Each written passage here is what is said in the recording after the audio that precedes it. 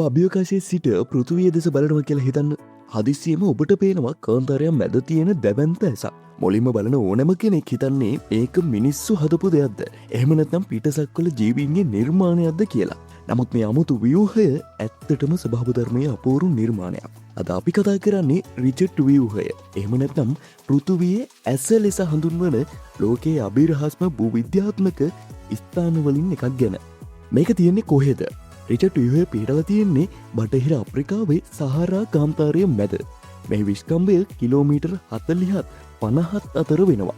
ඒ කියන්නේ එක පැත්තක ඉඳන් අනිත් පැත්තට යන්න සාමාන්‍ය වාහනයකින්වත් පැයක් විතර යන්න පුළුවන් තරම් විශාලයි. පොළොව මත ඉඳලා මේකේ හැඩය හරියටම තේරෙන්නේ නැහැ. නමුත් අහසින් හෝ චන්ද්‍රිකා ඡායාරූපයකින් බලද්දි නම් මේක වටේට තියෙන වලලු නිසා ඒක දැවැන්ත ඇහැක් වගේ තමයි පේන්නේ. 1950 සහ 1960 දශකවල විද්‍යාඥයින් මේක දැක්කම හිතුවේ ඒක නම් විශාල උල්කාපාතයක් පෘථිවියට වැදිලා හැදුණු ආවාටයක් වෙන්න ඇති කියලා.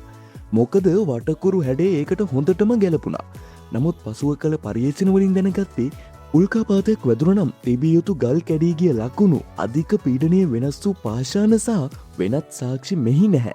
ඒ නිසා ඒ අදහස සම්පූර්ණයෙන්ම ප්‍රතික්ෂේප කළා. එහෙනම් මේක හැදුනේ කොහොමද? අපි කතා කරමු ඒ ගැන. අද විද්‍යාඥයින් විශ්වාස කරන්නේ මීට මිලියන 100කටත් වැඩි කාලයකට පෙර පෘථිවිය යටින් උණුසුම් මැග්මා ඉහළට තල්ලු වුණා කියලා. නමුත් ඒ මැග්මා පොළව මතු පිටට පුපුරලා ආවේ නැහැ.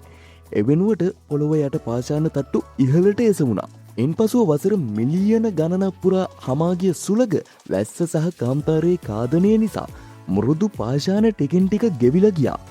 දැඩි පාෂාණ තට්ටු ඉතිරි වෙලා අද අපි දකින වලලු හැඩය නිර්මාණය වුණා. ඒ කියන්නේ අද අපි දකින මේ දැවැන්ත ඇස කියන්නේ ස්වභාව ධර්මයේ මිලියන ගණනක් පුරා හෙමින් ඇදපු චිත්‍රයක් වගේ. අභ්‍යවකාශ ගාමීන්ට මේක වැදගත් ඇයි? රිචඩ් ව්‍යුහය මෙතරම් විශාල නිසා අභ්‍යවකාශයෙන් ඉතා පැහැදිලිව පේනවා. ඒ නිසා අතීතයේ නාසා අභ්‍යවකාශ ගාමීන් පවා මේක භාවිත කළේ Taman සිටින ස්ථානය හඳුනගන්න ලකුණක් විදිහට. සහර කාන්තාරයේ එකම පාට නිසා මග හොයාගන්න අමාරුයි.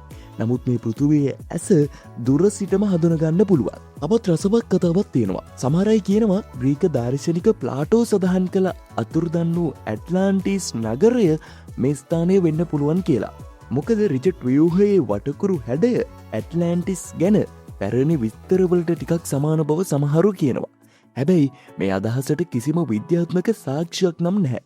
ඒක තවමත් ජනප්‍රිය න්‍යායක් විතරයි. ඉතින් රිචඩ් ව්‍යුහය අපිට මතක් කරලා දෙන වැදගත්ම දේ තමයි ස්වභාව ධර්මයට මිනිසුන්ටත් වඩා විස්මිත නිර්මාණ කරන්න පුළුවන් කියන එක.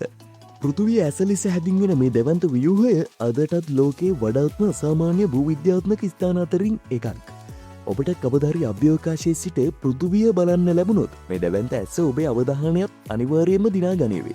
එවැනි තවත් පුදුම හිතෙන ලෝක තොරතුරු දැනගන්න කැමති නම් වීඩියෝවට ලයික් එකක් දාන්න, channel එකත් subscribe කරන්න, bell එකත් on කරලා තියාගන්න. අපි ඊළඟ වීඩියෝවෙන් තවත් විස්මිත කතාවක් සමග හමු වෙමු. සුබ දවසක්.